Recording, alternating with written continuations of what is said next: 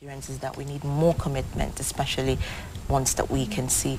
Well, our second interview is on 5th Nigerian Festival in the island.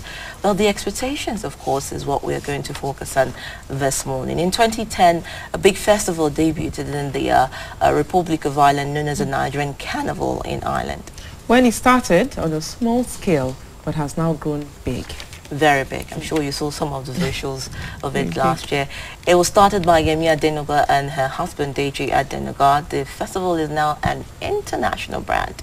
Well, viewers will remember Yemi, a foundation staff of Ray Power and AIT, where she anchored so many programs on radio and television, including Good Morning Africa, which transformed into Kakaaki, the African Voice, and the Yemi Adenuga Show. Can say that again. Well, the husband is also a producer and talented actor who has featured in many Nollywood films. Both of them have been showcasing their Nigerian culture in the diaspora through the Nigerian Carnival in the island and other outlets. Well, they will be sharing with us this Monday on Kakaaki, the African Voice, which is, of course, a product, why they started the carnival, what they have achieved with it, and what to look out for at the 5th edition, which will take place between August 18th and 24th, 2014. And we are joined by Deji Adenuga, producer, Nigerian Carnival Ireland, and Yemi Adenuga, director, Nigerian Carnival Ireland. You're welcome. It's a pleasure to be here, ladies. You're welcome. I mean, it's heartwarming knowing that you actually are one of the foundation staff of Ray Power and, of course, one of those who anchored Kakaaki, the African Voice. And it's great You're to welcome. see what it's become today. I see it and I watch you. it and I think, yes, my heart is proud. Oh, Thank you. Well, Thank you. Thank you. Good to have you. Now, what made you to initiate Nigerian Carnival in the island? Well, I've lived in Ireland now for going to 15 years. And when I first got to the country, everywhere in the world, Nigerians are stereotyped. I mean, that is known everywhere. The whole idea then was to make it known to the world that we're not all the same, regardless of what people think of us. The first vibe I got when I first moved to Ireland, ever before I went to live in Ireland, I thought that if I walked the streets of Ireland, every single Irishman will fall down drunk, because there is this notion that the Irish is always drunk. So when I got to Ireland, I thought, hang on a minute, everyone's sane, everyone's walking around, you know, normal, until the weekend, of course. So, but even at the weekend, not everyone gets drunk. It's the same way we've been stereotyped as Nigerians, that when you meet every Nigerian, we're corrupt, we are liars, we are fake, and that is not true. I can put my hand on my heart any day and say, I am one good Nigerian, born and bred in Nigeria, and I will let people know that. I wouldn't hide that fact from anyone. So that's the whole idea of Nigerian Carnival Ireland. We needed to let people know that we're good people, we're a great nation, regardless of what people think of us. There's something I say now, and in a way it's kind of become my motto. They used to say that one bad apple spoils the whole bunch, but in this age and time, just take out the one bad apple and you have a basket full of great apples. So yes, we're very proud people because we're confident in who we are as a nation. So we make a lot of noise because we know who we are. And unfortunately, the bad eggs probably make the loudest noise as well. You know, I'm sorry, I'm kind of see. distracted by what we're seeing on screen right now, that Nigerians actually make so much noise, but that's what I'm seeing on screen do look like positive. Yes, loud noise. that's the point I'm making. We make a lot of noise, even Nigerian Carnival. The idea is to make a lot of noise about who we are as good people. You know, and unfortunately, the noise people hear is the negative. It's easy for human beings to quickly tag the negative than the positive. And if you don't blow your trumpet, nobody will blow it for you. So that's why we started Nigerian Carnival. That look, even though you've heard the bad and the ugly, here is the good. And we are good people. We are a great nation. I know. I remember you called energy in motion, so I can actually see that you took that energy to Ireland, and it's very boisterous as usual. Let me come to Deji now. I remember the time people were scared. Oh, is he leaving Nollywood? Is he going to stop acting?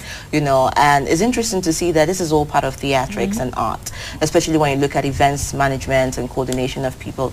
I know you run a company, DD Communications, D-Dimension Communications. Yeah. You're also into events management. Now, this has gone on for 4 years, this carnival. What has been the experience and the challenges to it? Well, I'll talk about the challenges first. You remember the last time I came here on Kakaaki, you were asking me if government is funding us, where we're getting funds from. So funding is a major challenge for us. But we thank God. You remember I told you then that in actual fact, we have never brought this to the table for government to see or to talk to us about.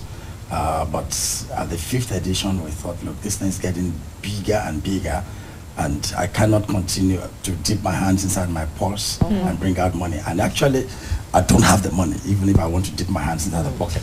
So we brought this out because we wanted to continue. So we have been able to, I can tell you that we are going to surmount that challenge this year by the grace of God, because we have partners now that are working on this with us, and they're going to make sure that we get good attention in the area of funding. And the excitement for us is that, look, even when we started small, it did not remain small. It's bigger than us now. Indeed. It's almost like the Notting Hill. Well, we're getting there. We're getting there. The Notting Hill's taking years to get where it is now. We are getting there. Okay, Yemi, we appreciate the fact that funding is a major problem, but there are hopes that that challenge will be surmounted very soon. Please God, fingers crossed. Okay, but 4 editions of the of this carnival has held so far. Now, what has it achieved? We've been able, one major achievement for us is we've been able to, starting with Ireland, we've been able to change that perception of who Nigerians are, because everywhere we've gone, and I'll tell you this, I really have to say this, over the years, from the first year, initially the first year, the venue we use now, the Phoenix Park, that's where the President of Ireland resides. And only mainstream events happen in places like that. For example, if you have a huge concert, perhaps Madonna is coming to Ireland, those are the kind of places they will perform. So it took us nearly 4 years to get approval to use the Phoenix Park. We kept pitching the carnival each year. And why? Because we felt Nigerians, not just Nigerians, but migrants had been kind of sidetracked to, oh, you do your event in a little hall and that's where it ends, got a little bit of funding. But we said, if we have as much funding as those other events have, we will do better because we know who we are. So all we were looking for was the opportunity. We didn't stop. After nearly the 4th year, they said, look, let's even listen to these people. And they were surprised at the presentation, and they gave us the first opportunity.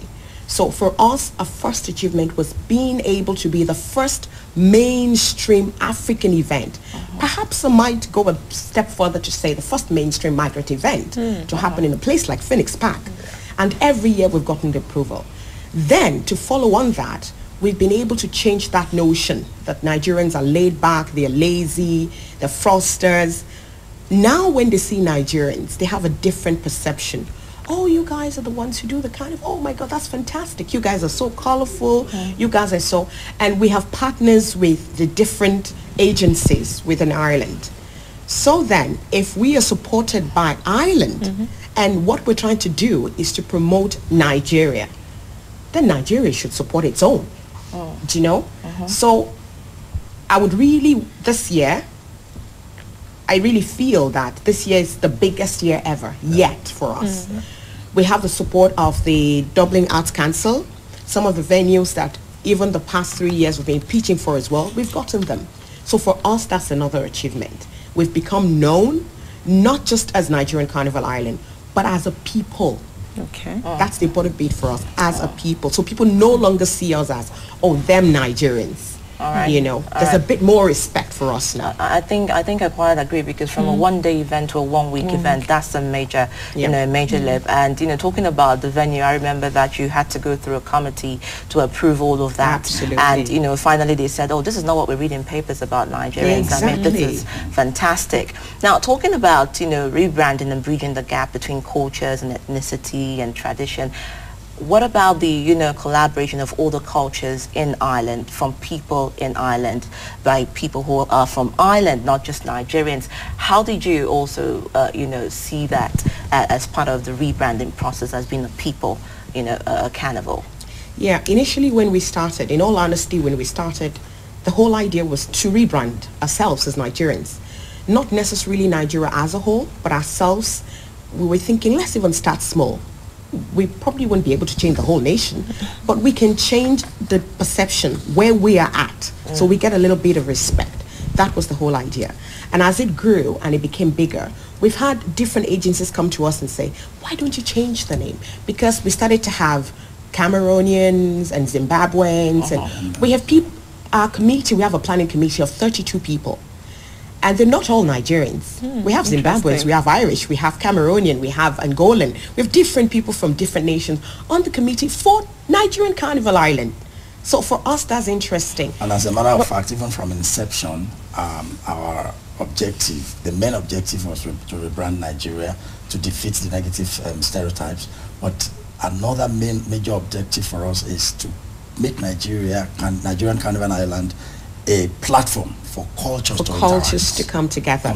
Cultures in Africa or cultures in Ireland. In Ireland. Different cultures. Yeah, and by the second year that began to happen. So we began to have countries come.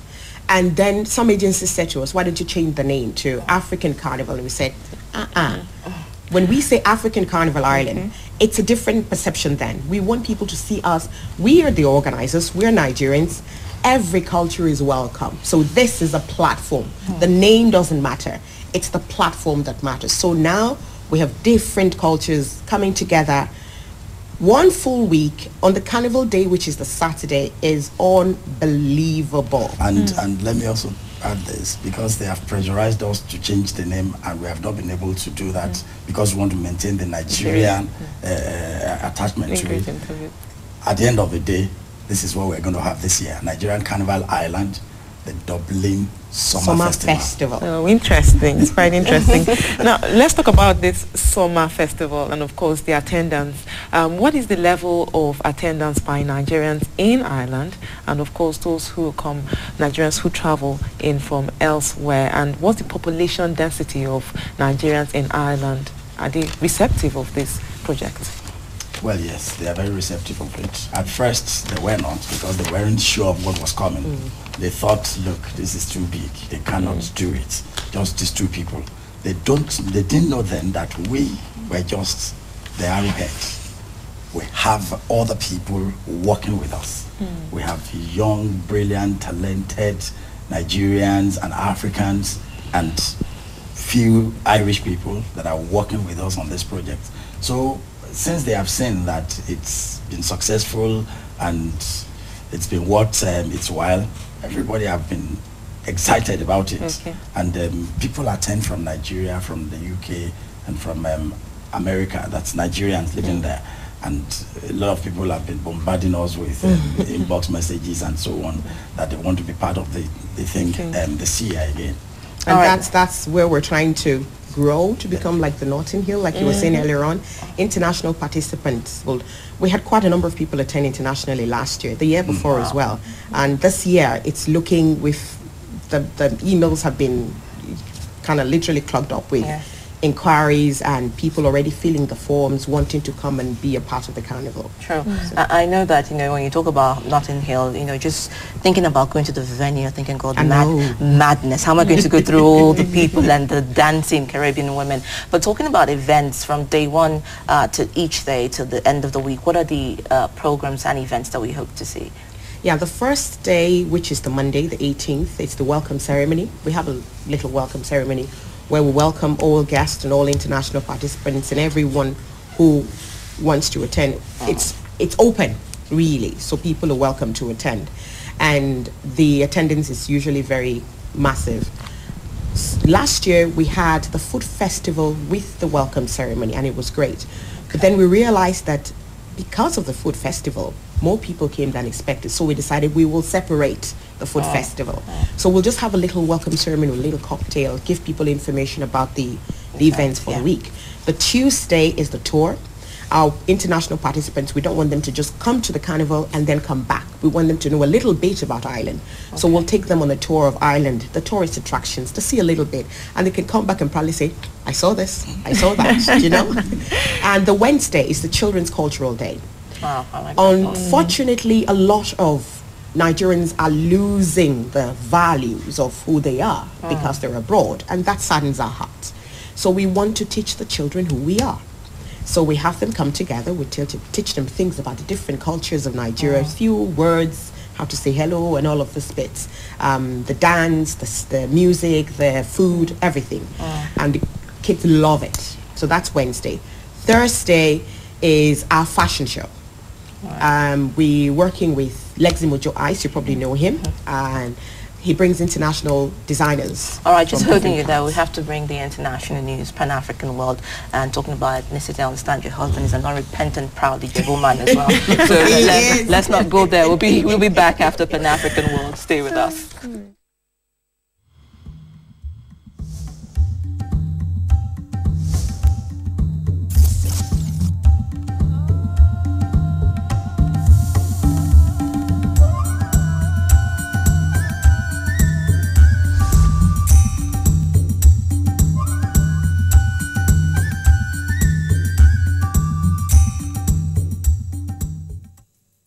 Welcome back, and it's time for Pan-African World. Alternative Dispute Resolution, ADR mechanism, will greatly help in decongesting the courts in Nigeria because of the multi-door access to justice it provides. Now, this is the thinking of a lecturer in the law department at the University of Bristol in South Africa, Professor David Butler, who spoke at the 2014 International Dispute Resolution Institute lecture and dinner, which held in Abuja, the Nigerian capital. Professor Butler says if given its confidentiality and affordability, the ADR becomes readily more useful in settling commercial and family disputes. A court in Egypt has sentenced 11 supporters of deposed President Mohamed Morsi to prison terms ranging from 5 to 88 years for rioting. The defendants were arrested during a wave of protests that followed the ousting of Mohamed Morsi last year. In March, more than 500 Morsi supporters were sentenced to death in the same court in Maya, south of Cairo. Around 1,300 Muslims were escorted by peacekeeping troops out of Bangui on Sunday, triggering looting and removing one of the last pockets of Muslims from the capital of the nation torn apart by religious violence. The Muslims were escorted to relative safety on the north of the Central African Republic, but some leaders fear that will make permanent division that has led to talk of partition after 18 months of conflict. Peacekeepers strode by as Christians, some armed with machete and bows and arrow, swarmed into the rocketed parts houses in Bangui's northern PK12 neighborhood. And at least 22 people, including 15 local chiefs and 3 local members of the staff of the medical charity, have been killed in an attack on a town in Central African Republic. The attack on Saturday was in Hanga Bangui, about 450 kilometers north of the capital, Bangui. Former Minister of Parliament for the area, Gilles Xavier, said 4 people were killed by the assailant. And that's Pan-African World on Kakaaki, the African Voice. We take a break and we will continue with our interview. We're looking at the 5th Nigerian Festival in Ireland, the expectations. Stay with us.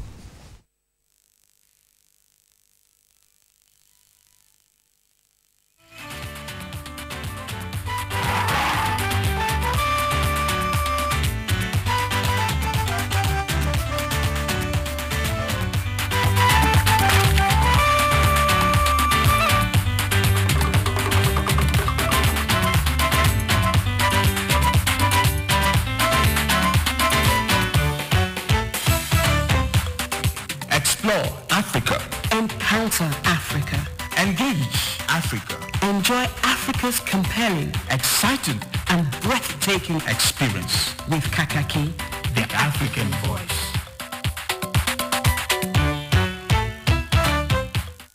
Well, thank you for staying with us. And now back to you, Yemi. You had stopped at Thursday.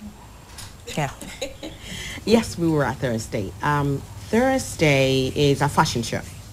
And last year we had the South African ambassador to Ireland. He was a guest at the fashion show. And he was there as well with the Nigerian ambassador.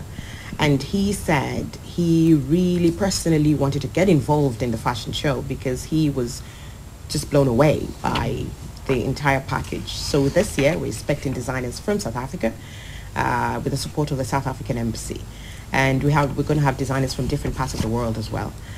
Friday is our Tourism and Investment Summit. Okay. And this year we've retagged that. The years before, what we've had is kind of like a forum for investment. Okay. But this year is a summit, and it's bigger because we're having Nigerian investors coming in to the summit, and we have investors from Ireland coming together with the Nigerian investors and investors from other countries as well. So this is really going to be big this year. And it's big because it's our 5th anniversary, and we really want to make a statement with that. And on Saturday is the carnival itself at the Phoenix Park. Well, on Friday in the evening, we're going to have a cultural night. In the evening, night. We'll have a cultural night. Okay. And that's different cultures coming together just to display their culture. So it's going to be a colorful and powerful evening on Friday evening. And excitingly for me, we're going to have the Kagaite Club. Oh, that is like you said rightly, Adora. This is a Nigerian to the core. Local boy. Exactly. So Friday evening is going to be fantastic. It's going to be phenomenal. And then it will carry over to Saturday. Okay. Saturday, it's the whole day. It starts from 10, it ends at 6. And people never want to leave. It takes us literally 2 hours to get people out of the Phoenix Park. Like, please go. And then Sunday is our awards night, our comedy and awards night. What we used to have previously was we would have the comedy night right after the carnival on Saturday. But then the planning committee and all the volunteers, we have loads of volunteers, they always said, we never get to enjoy it because we're knackered. Oh, we're tired. Knackered is a thing we say in Ireland when you're tired. We're tired by the time we're finished. So we just sit, but we never really enjoy. So we moved the comedy night to the Sunday last year at the awards. And when we had Julius Ago. And it was fantastic. Everyone relaxed and enjoyed. So we said, this is what we're going to do from there on. So this year, we're going to have the big boys and from the comedy industry coming. I'm not sure if I should be saying the names yet. Just leave. Just leave the bag.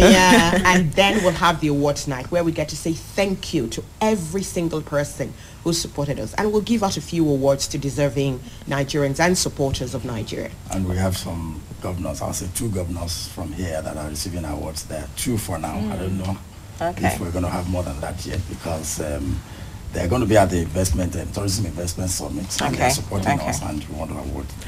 I mean, having listened to Yemi, it sounds like a packed full week, more like a one-stop shop. Come and get everything. And so are there arrangements for participants, people who would love to come, in terms of hotel reservations?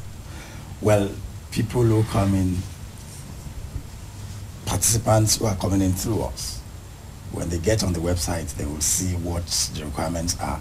And once they meet the requirements and they register for to take part in the carnival, they will be looked after from accommodation, feeding, transport, everything. Tourism. We have a full. We have different packages for different people. And what we so actually, you just look at what we actually want to do for everybody who comes is to give you a whole week holiday, like a vacation.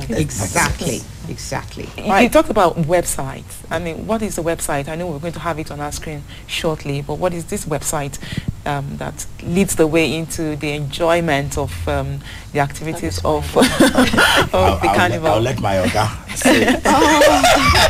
He's my Oga at the top.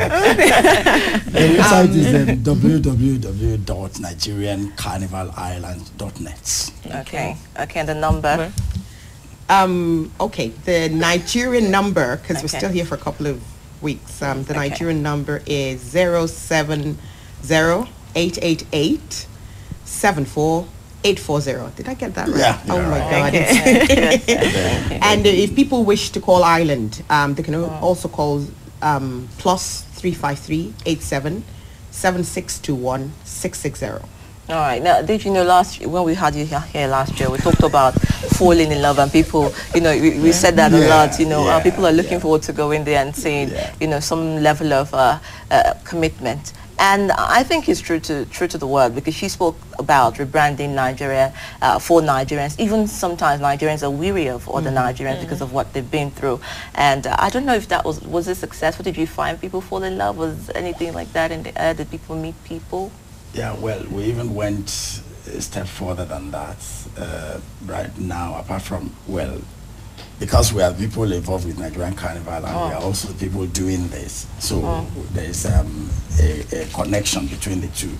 There is what we call DY Relationship Clinic. Okay, so we do relationships there. So people are taking advantage of that, and they are going to enjoy more of that at the Carnival also. Good. Okay, just before we go, where do you see the Carnival, say, in 5 years time?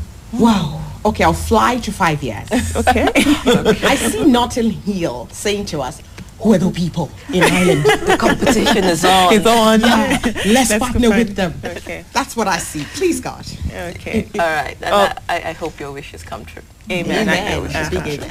All right, that's what we'll definitely to draw the curtain. And yes, K-Guides will be very much around coming from Deji. I'm sure a lot of men are really living up to that. And this is another man who pounds his yam. He doesn't even eat yam flour. So that's in Ireland. So you can imagine what, of course, rebranding Nigeria is going to be about. Like I always say, culture is not about where you are or who you are. It's about what's in you. So wherever you are, live it up. A true Nigerian, there's no way you put a Nigerian that you will not know a Nigerian. Well, our time is up for this interview. We'll be right back shortly. Stay with us.